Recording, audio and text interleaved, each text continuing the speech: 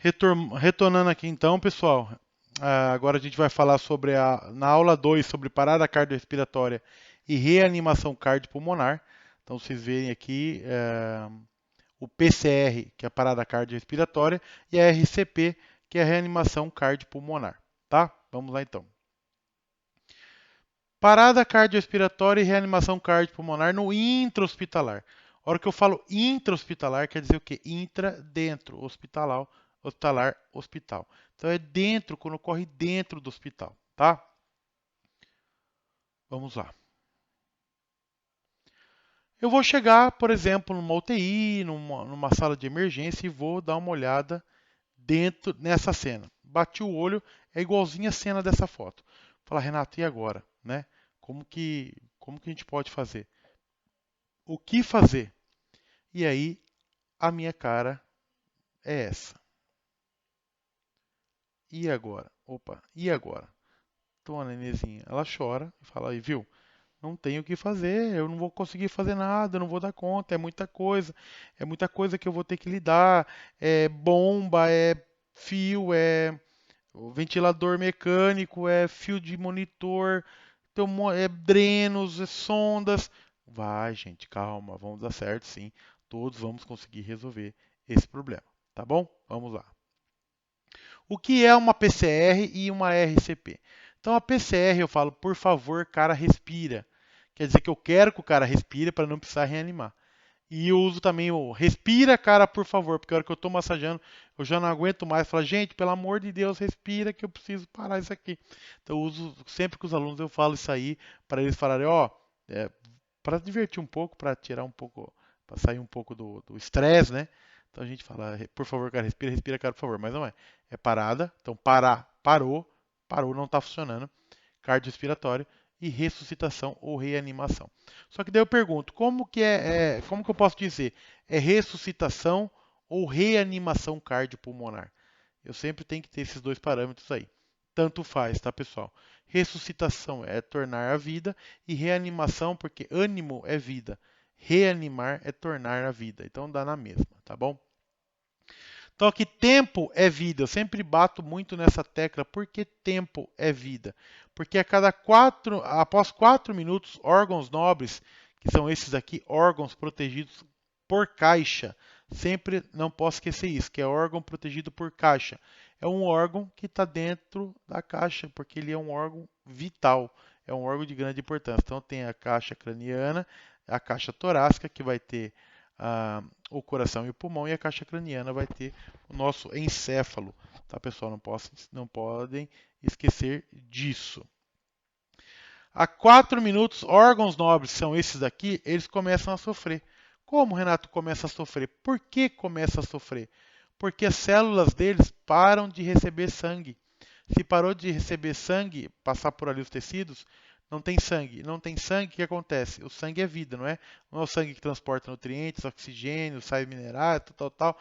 Não está transportando. Então, o que acontece com a célula? Lá, a mitocôndria, que é a menor partícula lá da célula, a célula, que é a menor partícula do corpo, tem a mitocôndria, que faz a respiração celular, ela não vai receber esse oxigênio e vai acabar morrendo essa célula. E aí eu começo a ter o meu prejuízo. E a cada 1 minuto que passa, eu perco 10% de chance de ter esse paciente voltar rígido a ser um paciente que está zero bala. Falou, olha, voltei, estou zero bala, parece que eu nem parei. Então tem que tomar cuidado.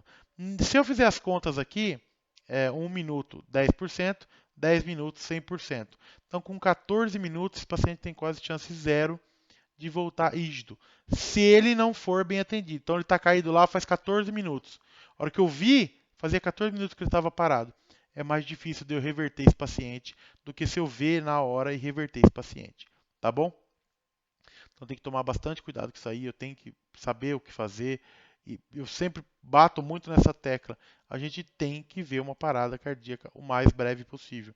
Então preste atenção no monitor. Está lá dentro de uma UTI ou está numa clínica, está em algum lugar que tem um monitor. Observe os alarmes. Não seja acostumado com o alarme, não. Falou para o alarme estranho, vai ver o que está acontecendo. Não fala, não é nada, é monitorite, não vai nessa, porque dá problema, tá bom? Na cadeia de sobrevivência, nós temos o intra-hospitalar, opa, desculpa, que é o que a gente vai estudar hoje, tá? E tem o extra-hospitalar. Essa American Heart Association fez em 2020, acrescentou um elo, tá? Que é o elo de recuperação pós-Covid lá, que a gente estava tendo bastante sobre a pandemia. Então eram só 5, agora são 6. Por quê? O paciente saía do cuidado pós-PCR, parou, voltou e aí ia para casa. Não, vai para casa, agora não é mais problema nosso, a família que cuide. Não era. E aí esse paciente às vezes ficava 3, 4, 5 meses acamado, com tráqueo, comendo por sonda, olhando só para o teto branco com a luz. Imagina como é que está a cabeça desse paciente. Então ele tem que ter um apoio psicológico, ele tem que ter um apoio nutricionista, um apoio de fisioterapeuta, às vezes fez uma tráqueo, precisa ter um fonoaudiólogo para ajudar esse paciente a voltar a falar. Então tem um monte de profissionais aí que precisa ajudar nessa recuperação, tá? Então por isso foi criado esse elo. Nos demais elos, eu tenho aqui o reconhecimento precoce da parada cardiorrespiratória, o serviço de emergência ser acionado certamente, a RCP de qualidade, então a gente vai aprender como fazer uma reanimação cardiopulmonar de qualidade, tá? A desfibrilação no momento certo e os cuidados na UTI aí pós-PCR. Todos temos um algoritmo, todos os tipos. O trauma tem o XABCD do trauma, a clínica tem o ABCD da clínica e a parada cardíaca também tem, que é o CABD. O doutor CABD que a gente chama, tá? Então a gente fala como Danger, que é a segurança de cena, o R, Responsivity, que é o nível de consciência, C, circulação, o A, de vias aéreas, que vou ver se tem essa seta aqui, ó, que ele marca para ver por causa do OVACI, tá? Se eu não tenho obstrução de vias aéreas por corpo estranho, se eu não tenho nada atrapalhando a minha saída da via aérea ali. O B, a respiração, e o D, a desfibrilação, tá? Então esse é o mnemônico que a gente usa, doutor. Sempre eu bato na tecla da segurança de cena, a gente vai ver mais para frente. Ritmos da parada. Renato, o que é ritmo da parada? Ah, então é um ritmo, então tem ritmo, então não está vivo ainda. Não, não está vivo, está em parada. Se está em parada, está morto. A gente tem dois tipos de morte, tá, pessoal? A morte clínica e a morte biológica. A morte clínica é aquela que é ausência de sinais vitais. Ele não tem frequência, ele não tem pulso, ele não tem respiração, ele não tem nada, não tem pressão. Essa é a morte clínica. E ela evolui, se eu deixar, para a morte biológica. E daí é a morte dos órgãos, encéfalo, os outros órgãos do corpo vão parando. E aí o paciente muda de cor, que daí ele morre mesmo. É igual o paciente que vai a óbito, tá? Então aqui a gente tem a taquicardia ventricular sem pulso, que é o TVSP, e a fibrilação ventricular. Muita atenção nessa parte, tá, pessoal? Lembre, observem que aqui é tudo a base ventricular. Ué, Renato, mas por que a base ventricular? Porque o ventrículo ele é essencial na circulação sanguínea. Lembra que eu falei lá atrás, na aula 1, sobre anatomia? Que a anatomia ela vai fazer a parte, e são os ventrículos responsáveis de fazer maior força que o ventrículo direito manda para o pulmão e o ventrículo esquerdo vai mandar para o corpo. Ambos são importantes, e se ambos têm problema, ele vai ter problema sério nessa circulação, tá? Então tem aqui, na taquicardia ventricular. Então taquicardia eu uso muito para os alunos olhar para o ventilador quando eu estou dando essa aula. Olha o ventilador lá. Para o ventilador. O ventilador para, ele tem lá 3 ou 4 pás, né? Aquelas pás para ventilar. O ventilador de parede, tá, pessoal? Não é ventilador mecânico, não. Lá de parede, de fazer vento. E aí eu falo, agora liga. Ele liga e fica, a hora que ele gira rapidão, você vê uma coisa só. Nebulosa, assim, uma mancha preta, né? Parece que é uma coisa só. É a mesma coisa que acontece na taquicardia e na fibrilação. O ventrículo começa a bater, bater rápido, rápido, vai ter uma hora que ele fica assim, ó, que ele não faz mais isso aqui, rápido, rápido, rápido. Imagina, muito rápido ele começa a tremer. E ele não está fazendo o papel dele, então ele perde o pulso, ele não faz a sístole e a diástole, a sístole e a diástole, ele perde isso aí. E ao perder, ele vai ter a parada cardíaca, porque ele vai ficar só tremendo. E observe que aqui na taquicardia, ele é a amplitude da onda é semelhante. Na fibrilação, não. A fibrilação ele fala, ó, quer saber? Eu briguei com o senhor marca-passo natural lá e eu vou fazer o meu comando. Eu comando do jeito que eu vou bater. Então ele bate assim, bate assim, bate assim. Ele quer fazer e no mesmo tempo ele não está fazendo nada. Ele está só fibrilando, ele não está fazendo o que ele quer. Cada célula ali fala, ó, eu vou bater no jeito. E não dá certo, tá? Nesses casos aí que eu venho com choque. Aí eu falo, opa, células voltem ao normal. E elas voltem a bater normalmente, tá? Então esse é o motivo aí do choque. Já no ritmos da PCR também, os outros dois ritmos são ritmos não chocáveis. Por quê? Observe que o coração ele já está parado, ó, não tem atividade elétrica nenhuma aqui na sistolia. Para que eu vou dar choque? E aqui no AESP ele está parando que a atividade elétrica sem pulso. Ele tem uma atividade aqui, outra lá, no outro universo, uma aqui, outra lá. Por quê? Geralmente esses aqui são pacientes afogados ou pacientes com, por exemplo, choque hipovolêmico está perdendo algum volume, seja sangue, seja líquido, seja o que for, tá? Seja urina, seja por vômito, seja por grande queimado. Então, ele está perdendo. E o coração fala, ó, quer saber, eu estou fazendo minha função aqui, só que eu acho que eu vou parar também, que eu estou um pouco preguiçoso. E para, tá? Então não precisa choque, porque o choque, além dele ser traumático, se ele não for eficaz, não adianta, eu só vou machucar o órgão. E não é o que eu quero, tá? Eu preciso que ele seja o choque efetivo. Então aqui eu não preciso de choque, tá bom? 4 passos que salvam vidas na parada cardiorrespiratória. Isso é bastante importante. Falar, Renato, eu não aprendi nada no seu curso. Ah, é um curso muito que dá sono, dormir. Isso daqui não pode esquecer. Isso daqui você tem que saber como fazer. Por quê? Que é o primeiro, é reconhecer a parada cardiorrespiratória. Eu tenho que reconhecer quando o paciente está parado. Observem que as cenas aqui são no extra-hospitalar, não é dentro de hospital, porque esse treinamento a gente faz também para o extra-hospitalar.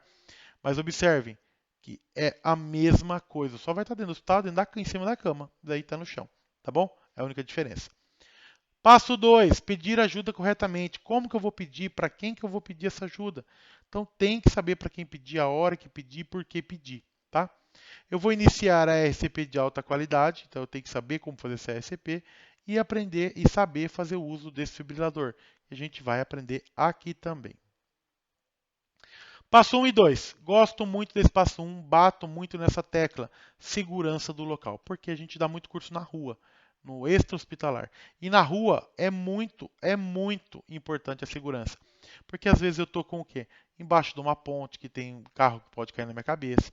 Posso estar perto de um lago que tem bicho, que tem alguma coisa. Eu posso estar na avenida, numa rodovia, que pode estar passando carro, caminhão e pode me atropelar.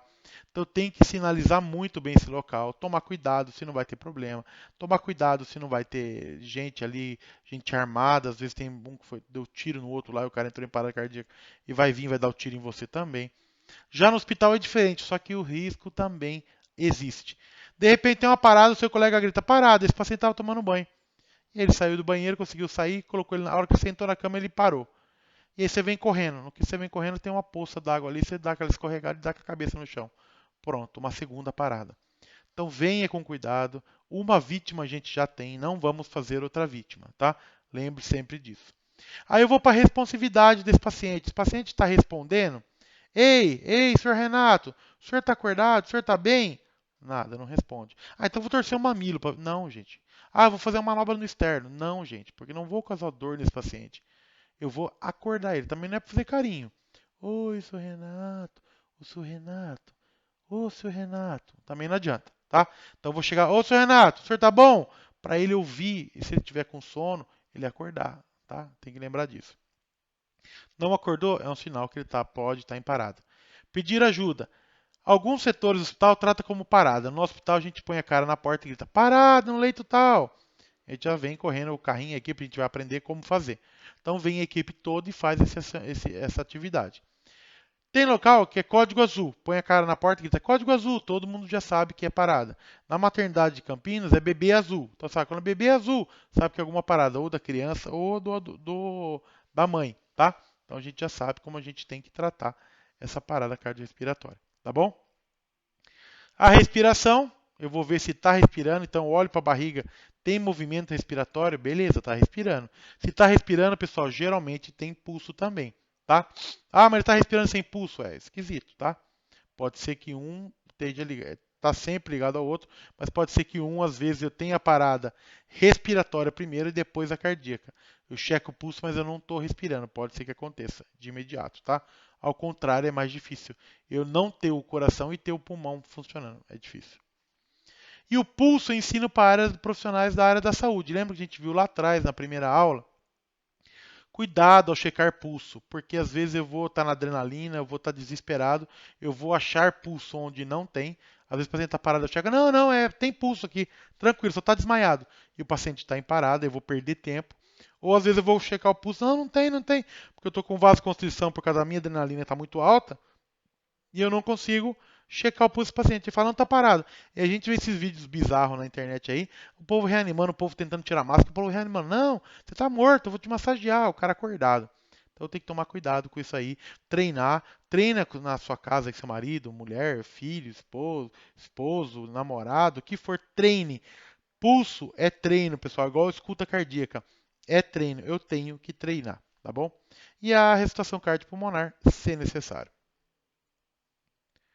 Atendimento em equipe, o passo 3. Então são 30 compressões e 2 ventilações. Renato, por que eu tenho que ter uma equipe? Porque eu não consigo fazer sozinho. É extremamente exaustivo. É muito, mas muito cansativo. Não dá para fazer sozinho. Então vai ter que ter alguém, 2, 3, 4 me ajudando, tá bom? Troca de função a cada ciclo, a cada 5 ciclos, tá? Ou 2 minutos, que é o DEA, é o tempo do DEA. Então eu coloquei o DEA, ele vai falar: "Não toque no paciente". E aí, vai fazer massagem, massagem, massagem, massagem, ele vai fazer a leitura, aí fala massagem, massagem, massagem, massagem. Daqui 2 minutos ele vai falar de novo: "Não toque no paciente", analisando o ritmo. Cada 2 minutos ou 5 ciclos de 30, tá? E 2 ventilações. Então 30, 28, 29, 30, soprou. 1, 2, 28, 29, 30, 1, 2. Como é intra-hospitalar que a gente está falando, pessoal, sempre com o AMBU, tá? Bolsa, válvula, máscara. Sempre, o BVM, tá bom? O B é, bolsa, é BVM, bolsa, válvula, máscara. Então, como usar o BVM, tá? Que é bolsa, válvula, máscara, que é o conhecido antigo AMBU. Os mais antigão aí vai conhecer por AMBU, só que o AMBU é marca, tá, pessoal? A gente usa porque antigamente só tinha eles, hoje tem milhares aí, mas hoje é só a gente usa o AMBU só para os mais antigos. Geralmente os mais novos que já estão formando usa BVM. Então tem essa bolsinha aqui que é um reservatório de oxigênio, tá? Então tem o reservatório mesmo. Eu conecto um cabo de oxigênio aqui, eu tenho essa bolsa que eu vou apertar. Geralmente ela é siliconada, tá? O ambu antigo era uma borrachona verde, quem lembra? Vou ter uma válvula que evita o retorno do paciente e vou ter uma máscara que eu vou acoplar nesse rosto do paciente. Geralmente é nariz e boca, tá? Eu vou fazer um C, ó, o Czinho, olha o C na mão do cara, e o E vai segurar a mandíbula desse paciente e elevar o pescoço. Só se não for trauma, hein, pessoal? No trauma eu não posso elevar esse pescoço aí, hiperestender esse pescoço para liberar a via aérea. Porque eu vou estar com o colar, tudo, e eu posso ter lesão de cervical. Lembra disso. E vou colocar uma pressão. Renato, quanto que eu coloco de pressão? Até ter a expansão do meu tórax. Se expandiu, eu paro. Ah, precisa pôr um monte, 1 milhão de pressão. Não, é um pouquinho. Expandiu, eu paro. Tá bom? Então as funções é 30 compressões e 2 ventilações. Observem aqui que eu vou localizar. Como eu vou localizar onde eu vou massagear? Renato, eu aprendi que fazer entre os mamilos. Não façam isso. Porque às vezes você vai pegar um obeso, uma senhora obesa, você vai pegar uma senhora muito de idade, que os mamilos já estão com o tempo, já estão lá para baixo, já não está no mesmo lugar onde era quando ela era moça. Então você vai massagear a barriga da pessoa e não é isso que a gente quer. Então localiza o externo, o osso externo, externo com S, tá, pessoal? Porque ele não está para fora. Ele está externo é o nome. Eu vou ter essa primeira parte do externo aqui, olhem no boneco. A primeira parte, esse mais grosso que a gente põe a mão, ele é o manúbrio, é a cabeça do externo. E a parte final, lá que é no final das costelas, a gente chama de apêndice tifoide, que é onde também eu não posso apertar, porque se eu apertar ali eu vou quebrar. É um ossículo, tá? E eu entre esses dois, entre o manúbrio e o externo, tem o corpo do externo. No meio desse corpo é ali que eu vou apertar. Da região, geralmente essa região aqui, onde o Dr. Leonardo Clement está apertando aqui, tá? Como que eu vou fazer? Observe que o braço está rotacionado para fora. Aqui também dá para observar, ó. Eu rotaciono esse braço para não ter o risco de dobrar. Porque se eu deixar assim, ele vai dobrar e não é o que eu quero. Então eu rotaciono ele para deixar ele esticado. Ângulos de 90 graus em relação ao paciente. Então tem aqui um ângulo reto aqui, ó, tá? Em 90 graus. E eu vou massagear esse paciente aí de 100 a 120 vezes por minuto, com o afundamento desse tórax de 5 a 6 centímetros. É mais ou menos isso daqui. Para eu ter o que? A compressão do meu coração em relação à coluna e massagear ali e fazer que esse coração seja apertado na coluna e faça o bombeamento manual, tá? É como se eu estivesse bombeando manualmente esse coração, tá?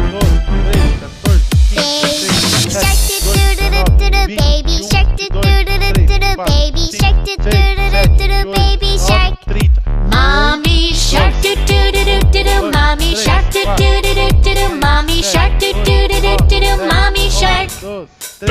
E aí vai, tá? E aí vai na sequência. Eu vou fazendo na sequência essa massagem cardíaca aí do Baby Shark, fazendo, até que eu consigo chegar e fazer reanimar esse paciente aí até que chegar a equipe avançada, tal, para fazer essa intubação. Mas sempre eu lembro do Baby Shark que não vai dar erro, dá 100 a 120 vezes por minuto essa frequência aí, tá bom? Vamos para o próximo então. Desfibrilador. Renato, o que é um desfibrilador? Ele vai desfibrilar, ele vai dar o choque no meu paciente, tá? Mas o desfibrilador, Renato, tem ideia? E agora? Se eu precisar fazer, eu sou um técnico de enfermagem, eu só tenho técnico aqui, tem uma enfermeira que é responsável, mas está lá adiante, do outro lado, e não vai vir a tempo. Como que eu faço? Não tem médico? Dá para fazer, eu tenho ideia, tá? Se eu tiver as pás adesivas, tá vendo? Eu tenho uma conexão aqui do lado, onde eu conecto a pá, é uma conexão aqui do ladinho. Eu desconecto isso daqui e conecto essa pá descartável. Eu vou colar nesse paciente e vou fazer, deixa eu mostrar aqui. Opa, não, é antes. Eu vou fazer e ligar no modo DEA. Então eu giro até aqui o DEA, ele vai falar: modo DEA ativado, não toque no paciente, reconhecendo o ritmo. E ele vai fazer como se fosse um DEA, sem precisar mexer nas pás, nada, sempre tudo automático. O DEA, desfibrilador externo automático, ele é automático porque ele reconhece o ritmo, não é porque ele dá o choque sozinho, tá, pessoal? O choque é eu que vou ter que apertar. Ele dá a tensão, tudo, os joules, só que eu que vou ter que apertar. Em 26 de julho de 22, vai fazer um ano agora, foi autorizado enfermeiros a fazer a desfibrilação. Só que esse enfermeiro vai ter que ser treinado, vai ter que ser habilitado, ele vai ter que conhecer sobre cardio, sobre eletrocardio, sobre anatomia do coração. Para quê? Para que ele possa trabalhar e ajudar a salvar vidas, tá? Não é qualquer um que fala, sou enfermeiro, quero chegar e fazer. Não é assim que funciona. Vai ter que ter um treinamento, o hospital vai ter que ter um protocolo para isso, e aí sim eu vou poder, alguns enfermeiros treinados, fazer esse choque, tá bom? Não pode esquecer disso em momento algum. Então tem aqui o desfibrilador externo, tá? Então eu vou colocar vou pegar aquelas duas alcinhas que estão do lado lá, vou tirar, passar um gel e vou colocar uma região aqui do external, que é a parte de cima do tórax, subclavicular aqui à direita, e a outra no ápice do coração à esquerda, tá? E aí eu vou fazer o quê? Você vê que aqui é o eixo D2 do nosso coração. Ele pega toda a área cardíaca aqui. O D2, a gente não faz D2 longo no eletro, é toda a área cardíaca. E é aqui que ele vai passar o choque, de um canto ao outro. E é aí que ele vai pegar toda a área cardíaca no choque, tá? Então eu vou colocar, pedir para todos se afastarem. A hora que der o tempo, eu vou pegar e vou... Carregou, fez a carga, ele vai fazer pi, pi, pi, pi, pi, ele faz pi, fica aceso, aí você dá o choque, você aperta os dois botões junto e dá o choque. Inclusive você afastado, que se encostar em você, você toma um choque também, tá? Não pode esquecer disso. E aí aqui eu tenho como que é feito essa administração do tempo na parada cardiorrespiratória. Aqui na parada cardiorrespiratória, na fibrilação ventricular ou na taquicardia ventricular sem pulso. Então eu vou ter aqui, eu vou explicar para vocês como é que é aqui primeiro, depois eu explico como que é feito. Então eu tenho acesso venoso, até em 4 minutos eu tenho que ter um acesso venoso. Desses 4 minutos para frente eu tenho que ter uma via aérea definitiva. Então aqui eu continuei, via PCR, descobri, o paciente está parado. Eu vou começar a iniciar a RCP aqui, né? Então comecei, vou checar 2 minutos. Então eu fiz 5 ciclos aqui. Chequei o ritmo. Tá ainda com ritmo taquicardia ventricular ou fibrilação? Choque. Beleza, então aqui é o ritmo 1. Isso. Aí deu mais 2 minutos, mais 30, mais 5 ciclos. Chequei ritmo, precisa de choque? Outro choque.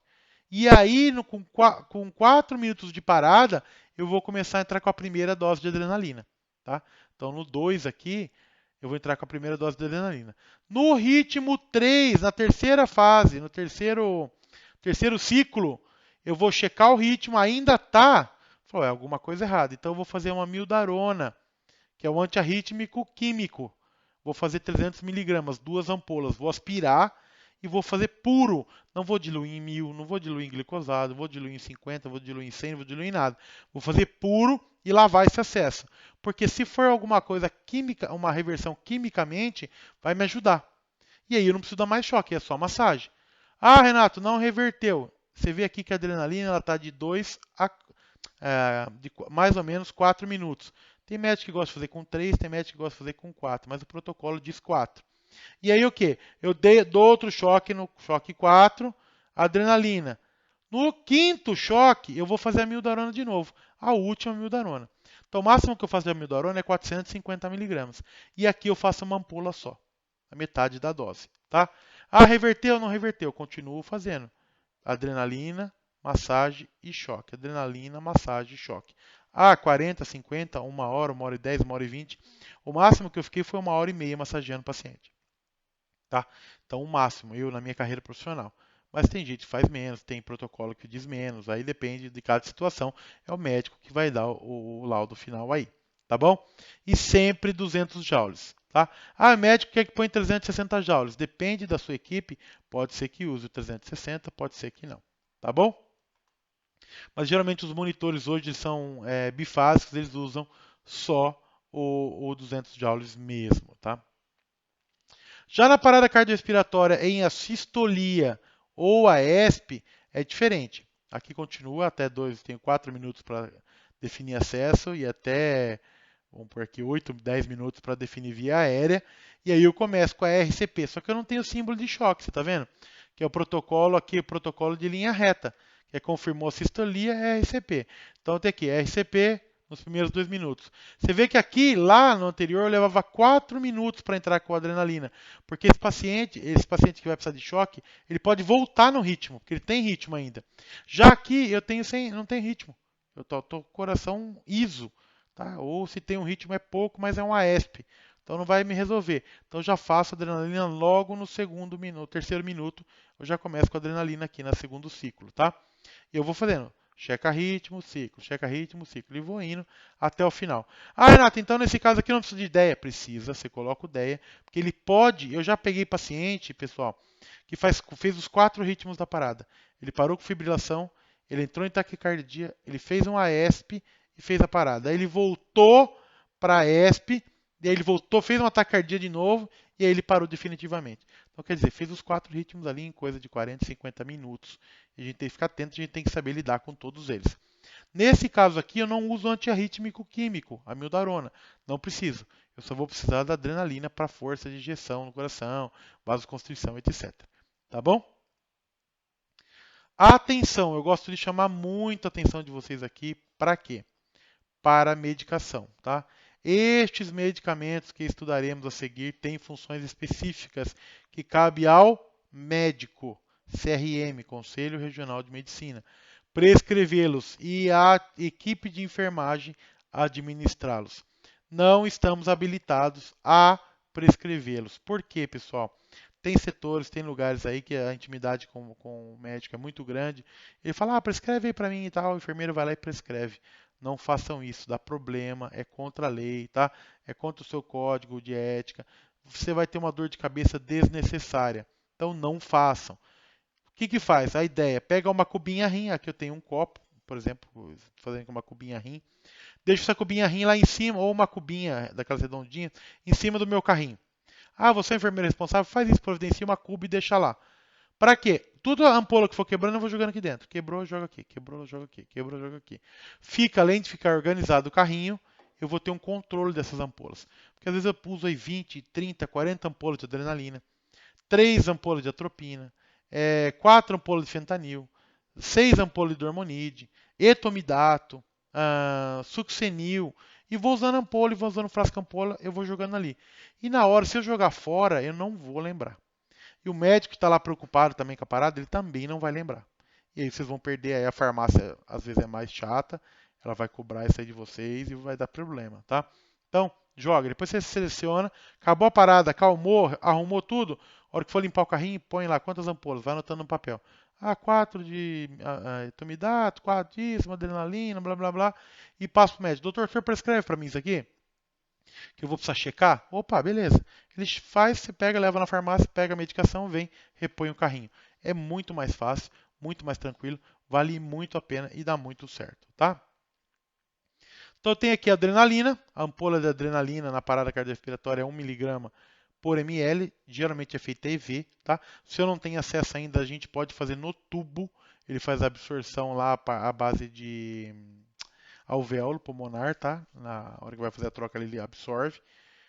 Mas até eu conseguir um acesso, eu preciso conseguir um acesso rápido para fazer essa medicação, tá? E então IM subcutâneo geralmente a gente usa mais para casos alérgicos, mas a adrenalina principal na parada é EV, IV ou EV, endovenoso ou intravenoso, tá? Já o antiarrítmico que eu falei para vocês, ele pode ser ou a amiodarona ou a lidocaína. Eu vi uma única vez usar a lidocaína e foi um anestesiologista dentro do centro cirúrgico que usou. Ou anestesiologista que trabalha em UTI. Eles usam também, eles gostam, eles preferem a lidocaína, tá? Então a amiodarona geralmente é o mais comum. A ampolinha tem aqui 50 mg por ml, ela tem 3 ml, então ela tem 150 mg, tá? Então como é feito, Renato? Eu vou pegar 300 mg após o terceiro choque. Então não reverteu no choque, tem alguma coisa química errada. Então ele faz a química, tenta reverter. Não reverteu? No terceiro choque, no quinto choque eu faço 150 após o quinto choque, tá? E não faço mais amiodarona em momento nenhum. Só depois que as pacientes volte com uma fibrilação, alguma coisa, aí a gente usa. Já a lidocaína é de 1 a 1,5 mg quilo após o terceiro choque e meia 0,75 mg quilo após o quinto choque, tá? Então, geralmente usa anestesiologista, usa Chilo. Eu nunca vi outro médico usar. Agora a gente tem as causas reversíveis da parada cardiorrespiratória. Isso é muito interessante. O enfermeiro tem que saber? Tem que saber. Por que que o enfermeiro precisa saber? Porque ele vai ajudar o médico nessa hora. Tem, às vezes, pega um enfermeiro muito bom, muito experiente, de 30 anos aí, 25 anos na enfermagem, 25 anos de UTI, 25 anos de PS, 25 anos de SAMU, e aí, às vezes, ele fica quieto por vergonha do médico, que é um recém-formado que faz 2, 3 meses que formou. Não sabe nada de experiência nenhuma e está lá na equipe. Ele faz parte da equipe, porque é permitido pelo CRM fazer parte da equipe. Só que ele está sem experiência. Às vezes ele tem todas as experiências, todos os estudos, só que ele não tem a experiência na prática. É o que a gente precisa. Então o enfermeiro tem que estar lá para ajudar, o enfermeiro vai ajudar ele nessa hora, vai falar o que tem que fazer, os procedimentos. Geralmente os enfermeiros antigos são os mais velhacos, sabem onde eles estão pisando, e é esse pessoal que precisa para ajudar, tá? Tudo em prol do paciente, não pode esquecer isso, hein, gente? Daí então a gente tem os 5 T's, que é o tamponamento, TEP, trombose, tensão e tóxicos, tá? Então, no tamponamento cardíaco. O que é um tamponamento cardíaco, Renato? Depois vocês estudam mais aprofundadamente. Mas por exemplo, é uma ruptura de miocárdio. Seja por um tiro, seja por espontâneo, seja o que for. O miocárdio ele rompe e está indo ao pericárdio, aquela camada que protege ele, né? Lembra que a gente viu na anatomia? E aí começa a pingar ou vazar aquele sangue ali no pericárdio. E o líquido não, dois materiais não ocupam o mesmo espaço. Não tem como eles fazerem assim, juntar e ficar no mesmo espaço junto. Não faz. Um vai empurrar o outro. Então o sangue, como ele é mais denso e maior volume, o coração é oco, ele vai começar a empurrar o coração e o coração vai começar a ficar tamponado ali, não vai começar a fazer o papel dele. É isso que vai causar o problema. Vai uma causa da parada cardíaca. Só que se eu drenar por uma periocardiocentese, eu consigo resolver essa parada cardíaca. Por isso que são causas reversíveis. Eu consigo reverter rápido. Eu faço um ecocardio e eu vejo que tem o dreno, eu melhoro, tá? Outra coisa é o TEP, é o tromboembolismo pulmonar. Também dá para reverter? Dá. por trombólise, tá? Eu faço quimicamente, tem todo um processo de trombólise, depois vocês vejam, lá procuram sobre trombólise e estudem, que é bem legal também de saber. Só que tromboembolia pulmonar, trombo é tudo que está parado. Então eu tenho um trombo, um coágulo, ou pode ser coágulo de sangue ou de gordura, o que for ali está parado, ele está quietinho ali no vaso, né? Por exemplo, uma TVP, trombose venosa profunda, ele está ali o trombo. Se ele anda, ele não é mais trombo, ele vira êmbolo. Não tem o êmbolo da seringa? Eu costumo imaginar assim: pega uma seringa de 20, passa para os técnicos de vocês, se for técnico assistindo, passa para os auxiliares, para os colegas. Pega uma seringa assim, aquele pretinho faz de conta que é o trombo. Sabe o pretinho que tem ali na ponta da seringa, aquela borracha? Faz de conta que é o trombo. E ela está parada. Se você puxar, o trombo está andando. Ele vira o quê? Um êmbolo, que é o êmbolo da seringa. Então andou é êmbolo, está parado é trombo. Tá? Por isso chama tromboembolia pulmonar, que ele para no tronco pulmonar. E eu faço a morte instantânea desse meu pulmão. E eu tenho uma parada cardiorrespiratória, eu perco esse paciente, tá, pessoal? Então eu tenho que fazer trombólise aqui, geralmente eu faço a quebra lise, a quebra do trombo. Então eu quebro esse trombo aí para poder ter fluidez e não obstruir vaso, não fazer morte, tá? Esse trombo ele pode parar no cérebro, pode parar no coração, coronárias, pode parar pulmão, tá? Aqui é pulmonar no TEP que a gente fala. Tem a trombose coronária, que é o IAM, que eu acabei de falar, não é? Então tem a angioplastia de coronária, eu vou ver, é o infarto. O que está acontecendo? Infarto? Parou por causa do infarto? Então é extenso, é de ventrículo. Lembra que eu falei que o ventrículo é muito grande, muito forte, se ele parar ali, ele vai causar um prejuízo muito grande. Então eu tenho que fazer uma angioplastia de coronária urgente nesse paciente, tá? Tem a tensão de tórax por pneumotórax hipertensivo. Acontece muito dentro do hospitalar, a hora que eu vou puncionar subclave. Às vezes o médico é novo, o médico é inexperiente, às vezes ocorre um acidente, é passível de acontecer, pessoal. Eu vou com a agulha e faço uma perfuração nesse tórax. E ele faz, ele sangra ali, ou ele faz um entra ar, ele vira pneumotórax. Se entrar sangue, vira hemotórax, tá? Então eu tenho que drenar esse paciente. Porque senão ele vai comprimir ali. O que acontece? Mesma coisa, tá? Que o pulmão é oco, né? O ar e o sangue não é. Então ele começou a entrar, ele vai começar a prender o pulmão lá em cima. Enquanto eu não drenar esse paciente para sair esse ar, esse sangue, esse líquido, e esse pulmão voltar a abrir, eu vou ter dificuldade. O paciente não respira, o paciente vai evoluir em parada, tá? E os tóxicos, geralmente a gente tem muitos aqui no pré-hospitalar também, é paciente que tenta o autoextermínio, tá? O paciente suicida, que tenta se matar com medicação, que ele toma, ou a própria droga, tá? Então tem que fazer antagonista, tem que saber o que foi para ter o antagonista para poder resolver, para poder melhorar essa situação, tá bom? Já os 5Hs também são causas reversíveis. Então eu vou ter a hipovolemia, a hipóxia, o H+, que é o ácido metabólico, né? A hipotermia e a hipo ou hipercalemia. Hipovolemia, Renato. Hipovolemia pode ser sangue, hipovolemia pode ser vômito, hipovolemia pode ser urina, hipovolemia pode ser sudorese, hipovolemia pode ser um monte de coisa, tá? Pode ser o grande queimado. Então, por isso que eu não gosto que fala quando os tipos de choque. O paciente vai lá e posta, assim, o aluno vai lá e posta choque hemorrágico. Está errado. Não é choque hemorrágico. O choque é hipovolêmico do tipo hemorrágico. Então, se eu colocar só choque hemorrágico, às vezes a gente vê o pessoal falando aí, tá errado, pessoal, tá? Porque esse choque hipovolêmico ele pode ser o paciente está vomitando muito. Hiperemese gravídica também às vezes leva até choque. Olha isso. Né? Pode ser o paciente um grande queimado, 80% do corpo queimado, ele vai perder muito líquido, ele vai desidratar esse paciente, a gente vai perder esse paciente. Então tem que ter cuidado. E hora de eu saber como que eu vou repor a volemia desse paciente. Ah, não, Renata, aí é médico, prescreve, eu sou um mero enfermeiro, eu não preciso saber, precisa. Porque tem médico dos antigos que vai falar, não enche paciente de soro.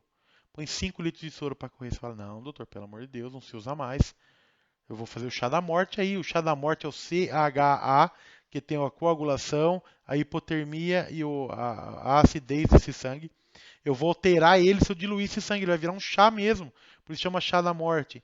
Porque ele vai matar esse paciente. Principalmente se for choque hipovolêmico e hemorrágico.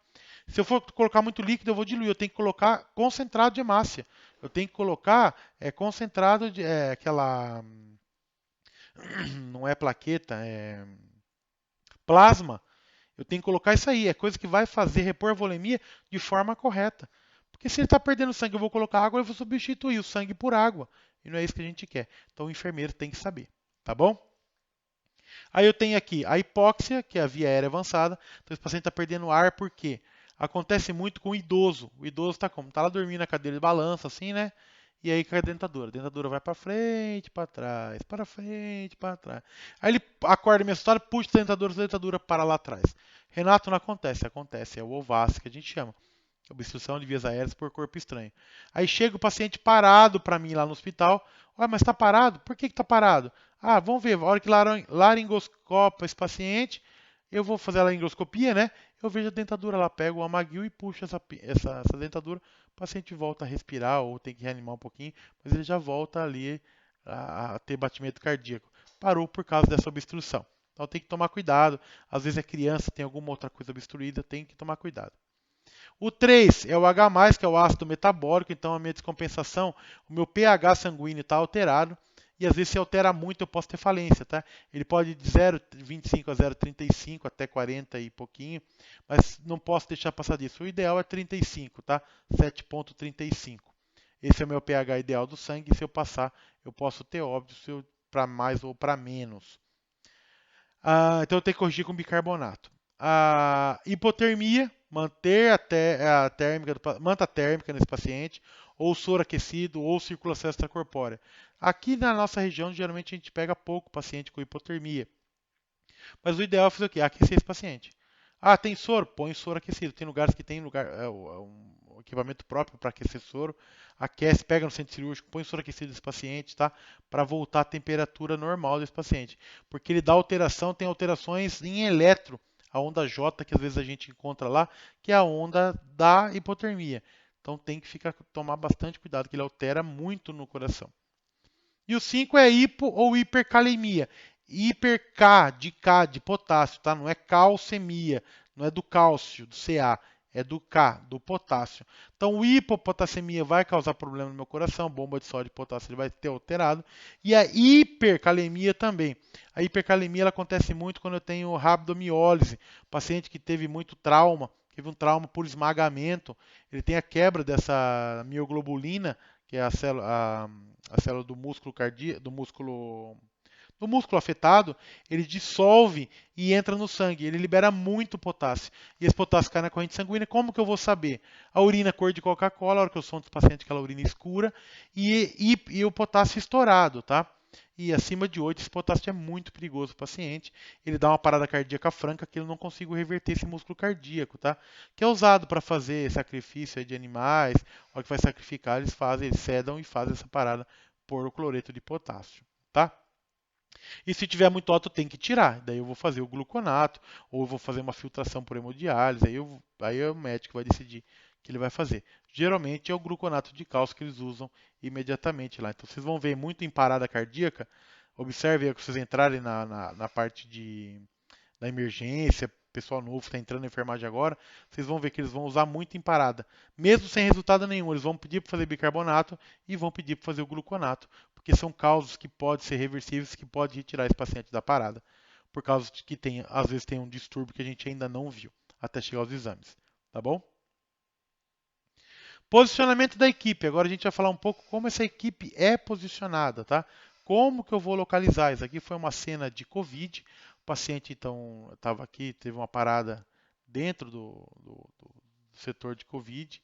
Então, você vê que todos, na época da pandemia, todos os profissionais. Vejam, observe que tem um quarto aqui no carrinho, tá? Tem dois trabalhando aqui. Geralmente é dois técnicos, um enfermeiro e um médico, a equipe que vai estar trabalhando. A gente vai ver mais sobre isso. Então, o posicionamento correto da equipe. O número 1, o que chegou, o que viu, o que identifica a parada cardiorrespiratória, ele que vai avisar a equipe. Então, ele vai pôr a cara lá, vai gritar bebê azul, ou vai gritar parada, ou vai gritar o que for, o protocolo lá, se for protocolar, a flor é vermelha, é uma parada cardiorrespiratória, então vamos usar o protocolo, flor vermelha. Você grita flor vermelha, porque a equipe toda a equipe vai saber como que é, o que significa. Vou posicionar a leitura desse paciente, eu vou ter algumas camas mais novas, UTI, PS, você puxa uma trava vermelha, ela deita a cama, se ele tiver tudo, né? Porque aquelas camas elétricas são todas moduladas, você puxa, ele estabiliza o paciente em zero, né?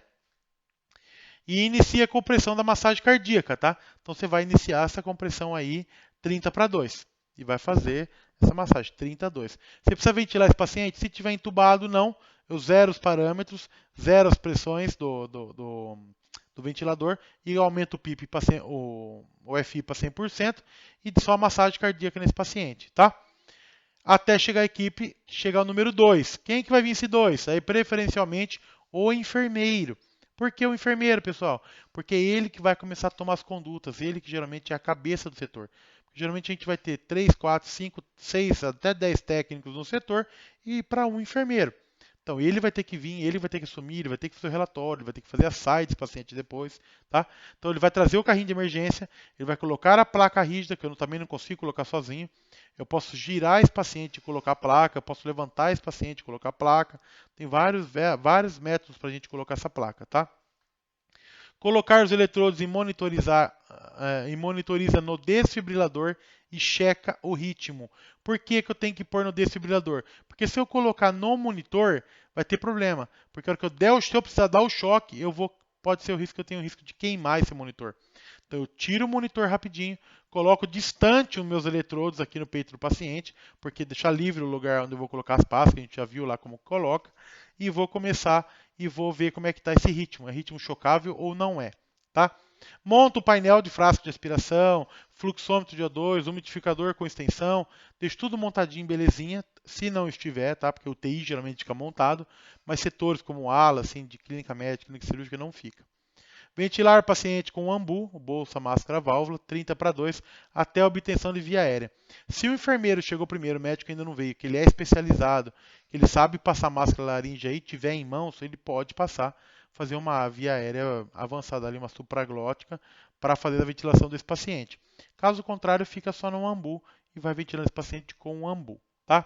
Preparar o material do IoT, testar laringo e cuff, e fixador do tubo. Tudo isso aí tem que estar pronto, já preparado em cima do carrinho. Então você que é enfermeiro de emergência, de UTI, deixa organizado seu carrinho, porque é a hora que precisar, para não virar aquela correria, tá bom? O funcionário 3, tá, que vai chegar, ele vai checar e puncionar acesso venoso. Ah, tem um acesso 24 lá que eu deixei porque era só para manutenção. Tem que puncionar acesso calibroso. Não usa-se mais o Abocate 14, tá? Que foi comprovado que deu muita flebite, não é tão útil assim. Então eu uso um 22, um 24, desculpa, um 18, um 16, que são mais grossos e eu consigo fazer igual o 16 fazia, tá? Ele vai checar se o paciente já tiver o acesso, beleza, tá fluido, tá indo bem, tá pérvio, show. Se não tiver, funciona. Geralmente a gente funciona 2 acessos, tá? Aspirar a medicação e administrar a medicação. Então é a responsabilidade do 3. Então é legal que a equipe, quando chegar no plantão, você que é enfermeiro que está me ouvindo aí, separa a sua equipe e fala, ó, você, por exemplo, você tá eu, sou Renato, tá a Mariana, que é a enfermeira, que é a técnica, e tá a Bruna, que é a outra técnica, e eu sou o enfermeiro Renato. Então eu vou falar, Mariana, você vai ser o 3 hoje, você vai ficar na medicação. Ela já sabe, se tiver uma parada, é ela que vai assumir a medicação. Já a Bruna, você vai ajudar eu na massagem. Então a Bruna vai ajudar ali o médico na massagem, posicionamento, tal. E a Mariana vai ficar responsável só por checar a veia e tal. Esse técnico não sai dali, ele não reveza. Ele não vai lá fazer a massagem, ele não vai lá fazer outra coisa. Ele vai ficar ali, porque é ele que controla o tempo da adrenalina, da mildarona, o tempo de parada, porque o médico está lá entubando, o enfermeiro está lá todo no processo. Eles não vão ficar com aquilo na cabeça.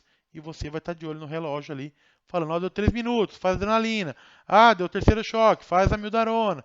É ele que vai controlar, tá bom? Então tem que ser uma pessoa treinada, tem que ser uma pessoa boa em pegar acesso, tem que ser geralmente uma pessoa mais antiga, eu não vou pôr um novato para fazer isso, tá bom, pessoal? E o quarto integrante, geralmente é o médico, que ele assume a ventilação, então ele vai para a cabeça lá, ele vai ambusar esse paciente, até está tudo preparado para realizar a intubação. Aí ele intuba esse paciente e conduz a RCP com condutas médicas. E aí que ele fala, ó, faz 10 ml de bicarbonato, ou 20 ml, ou 100 ml. Ou faz outra ampola, repete, faz 2, 3, 4 ml de adrenalina.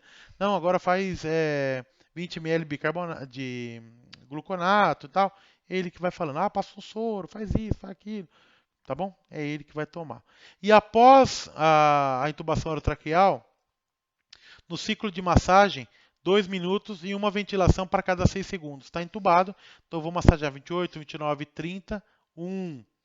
Aí 28, 29, 30, outro. 28, 29, 30, 8. Tem que ser num padrão aí de 10 ventilações por minuto, 6 por segundo, tá? Não posso esquecer disso. E aqui o posicionamento da minha equipe, como que ela vai estar posicionada? Então eu vou ter lá, aqui foi um caso do Covid, que eles estavam realizando uma intubação, tá? Então ele estava com o material todo preparado. Tem aqui o ventilador na espera. Então eu vou ter o médico na cabeça, que é só para demonstrar, tá, pessoal? Posicionando o paciente. Aqui está o técnico que vai ficar na medicação, tá? Geralmente esse técnico aqui, na parada cardiorrespiratória, é ele que vai fazer a massagem, vai ajudar, vai intercalar, tá? O da medicação está aqui atrás. Vamos falar que é ele que está fazendo a foto, por exemplo, tá? Porque ele vai ficar controlando tudo. Ele que vai falar, ó, ou se alguém precisar, pega alguma coisa, pega uma seringa, pega uma ampola, ele que está ali no carrinho, pega uma sonda, pega isso, pega aquilo, é ele que vai ser responsável. Então tem um técnico aqui, pode ser outro técnico aqui atrás fazendo a foto. Aí eu tenho o médico e eu tenho o enfermeiro. O enfermeiro ele vai ter que estar de olho em tudo. Porque se for, por exemplo, um enfermeiro com uma equipe super nova, como que a gente vai fazer essa... Então ele vai ter que saber administrar, tá? Então você que é enfermeiro, conversa, faz um briefing com a sua equipe, faz um debriefing em cada parada, tá? Que o debriefing é aquele pós-parada que eu vou reunir a minha equipe e falar, e aí gente, o que tem para melhorar, o que foi bom, o que não foi, foi sucesso. Muitas vezes aconteceu com a gente na UTI, a gente reunia a equipe e falava, galera, foi sucesso, nossa, foi liso assim a parada, sabe aquela parada que vai, a gente consegue salvar o paciente, então é um ânimo para a equipe, é um ânimo para a gente quando a gente faz certinho, viu que foi feito tudo, mas quando não dá certo também a gente fala, pô, olha, o que será que não deu? Às vezes era o paciente que não tinha como voltar mesmo, não foi nem erro da equipe nada, mas não rolou, a gente acaba perdendo o paciente, então a equipe fica triste também. Também tem que ser conversado nessa situação, tá? Então, mas vale muito fazer esse debriefing. Então, você que é enfermeiro que está me ouvindo aí, que está assistindo o curso, reúne, tira um tempinho lá, uns 10, 15 minutos, na hora que acaba a parada, ou a hora que vai começar ou acabar o plantão, fala como que a gente vai fazer hoje, divide a equipe para a gente não ter correria. Porque senão todo mundo vai querer fazer massagem, todo mundo vai querer abusar, todo mundo vai querer fazer medicação, e tendo um específico, a gente já sabe, cada um no seu lugar, cada um vai fazer o que precisa ser feito, tá? Então não perca esse padrão aqui. Pessoal, estamos chegando então ao fim do nosso curso, nosso mini curso, tá, sobre urgências e emergências. Então tem aqui as bibliografias, tem bastante coisa para vocês procurarem, tem bastante coisa para vocês pesquisarem. Vale muito a pena. Olhem, acessem, estudem. Uma dica final agora aqui para vocês enfermeiros, para vocês técnicos. Ah, só técnico tem que estudar? Negativo. Hoje tem muitos cursos pós-técnicos, tá, pessoal? Vão se empenhar, vão estudar. Renato, é uma área de emergência. Se você está assistindo o curso de emergência, é porque você gosta da área de emergência. Para gostar da área de emergência, tem que especializar. Não adianta falar, Renato, eu não gosto da área de emergência, mas eu estou aqui fazendo por fazer para ganhar crédito. Não faça, pessoal. Não perca o seu tempo. Faça o que você gosta, vai atrás, estude. Eu sou uma pessoa que gosto muito de estudar, muito de ir atrás de curso. Eu comecei também, eu tenho 25 anos de formado, há muito tempo na enfermagem, então eu tenho aí, eu posso falar para vocês, a gente já levou muito tombo, então hoje como professor tanto da graduação quanto do técnico, a gente tenta passar para eles, falar não vai por esse caminho que aí vai dar ruim. Vai por esse caminho de cá, que vai dar bom. Não, mas ele teme por ruim, então vai. A gente está ali para orientar, então eu estou aqui para orientar vocês também, mesmo que vocês sejam da enfermagem mais velho que eu aí, não tem problema nenhum, a gente está aqui para aprender, a gente aprende sempre com os outros, tá? Pesquisem, estudem, tira um minutinho por dia aí para ouvir um áudio sobre. Ah, tá lá no celular mexendo, tira um minutinho, vamos ouvir um podcast aqui de um cara, mas pessoas que saibam o que tá falando também, tá, pessoal? Tem muita besteira aí, tem muitos que a gente escuta que eu tenho que corrigir o cara, eu mando mensagem direct pro cara, falo, ó, você falou isso, é bobagem, tira fora, você vai ensinar um povo errado, então vocês ficam de olho também. E você sabendo, você consegue argumentar tanto no setor onde você está. Não é para você chegar lá e ser estrela. Não, o Renato falou que eu sou estrela aqui agora, eu conheço tudo, eu domino tudo, eu vou fazer, eu que vou fazer e desfazer aqui, saber mais que o médico. Você pode sim saber mais que o médico, mas lá dentro a hierarquia é diferente, tá? Ele vai ter a parte dele, você tem a parte sua, o técnico tem a parte dele, o auxiliar tem a parte dele, o administrativo tem a parte dele. Não vamos tropeçar e não vamos fazer eu, enfermeiro, fazer do técnico, o técnico fazer o meu enfermeiro, o enfermeiro fazer do médico, o médico fazer do enfermeiro. Não. Cada um com o seu papel dentro da equipe para poder fazer um atendimento muito bom e a gente conseguir desenvolver um trabalho bonito, tá bom? Então, esse daqui são os meus contatos, tá? Então, eu tenho aqui eu agradeço muito a presença de quem está aqui assistindo. É um curso um pouco longo, fica um pouco maçante, mas é informações que a gente tem que passar, não tem outra maneira. Essa maneira online, quando está presencial é mais fácil, a gente interage mais, mas no presencial é só eu falando aqui para vocês, não tem como vocês perguntarem. Mas eu agradeço demais por estarem aqui, por terem um tempo aí comigo. Não fala desperdiçar, porque nunca é desperdício, isso tudo a gente sempre aprimorando. Então, obrigado pelo tempo que vocês tiveram de me assistir aqui, de dar um voto de confiança aqui para o meu curso. E agradeço muito ao Instituto Multiprofissional de Ensino por esse congresso que me convidou para participar. Eu, com muito carinho, sempre atendo, gosto muito de participar desses eventos do Instituto Multiprofissional de Ensino, que me ajuda bastante a crescer também como profissional. Tá? Então tá aqui o meu e-mail.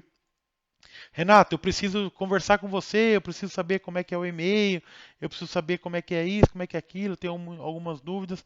Então, peço que vocês vão até o e-mail, escrevam um e-mail para mim, falam, oh, Renato, eu participei do congresso lá, multiprofissional, eu quero rever alguma coisa, ou se tem alguma coisa para me mandar, ou se tem alguma coisa para me indicar, como é que faz, tal. E a gente vai conversar sobre isso, a gente vai conseguir fazer, com certeza, a gente vai trocar uma experiência muito boa. Tá? Tem também aqui meu Instagram, eu deixei aqui para vocês, tanto aqui embaixo, que é o @prof_renato_pastore. Pode procurar lá, pode aceitar, eu aceito todos que são da área, tá? Pode chamar no direct também para tirar dúvida, eu tiro dúvida por ali. É legal essa página que eu sempre vou fazer, eu sempre posto assim, tem dia que não dá, mas tem dia que eu posto coisas interessantes sobre cardio, sobre acidente, sobre protocolos, a gente vai falando e assim, um pouquinho aqui, um pouquinho ali que você vai pegando, vai escutando, você vai tornando a sua experiência cada vez melhor e maior, tá? Eu desejo sucesso para vocês aí nessa caminhada, nessa jornada do curso aí.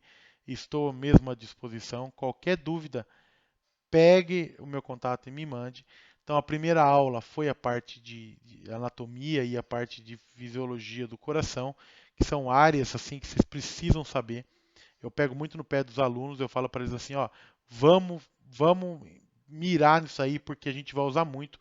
Cardio, qualquer área de dentro do hospital a gente vai usar cardio, qualquer área, tá? Qualquer área do hospital pode ter uma parada cardiorrespiratória, qualquer área. Então, eu tenho que saber, eu tenho que dominar. E eu sabendo dominar, você faz uma enquete para vocês verem no hospital de vocês quantos conhecem sobre parada cardiorrespiratória. Quantos? Você vê que é mínimo e precisa ser unânime, todos precisavam saber, porque é uma coisa que acontece, todos precisavam saber como agir, tá? Então acontece muito. Tá bom, pessoal? Agradeço a presença de vocês então mais uma vez. Fiquem com Deus. Qualquer coisa, estamos às ordens. Beijo grande no coração. Tchau, tchau para vocês.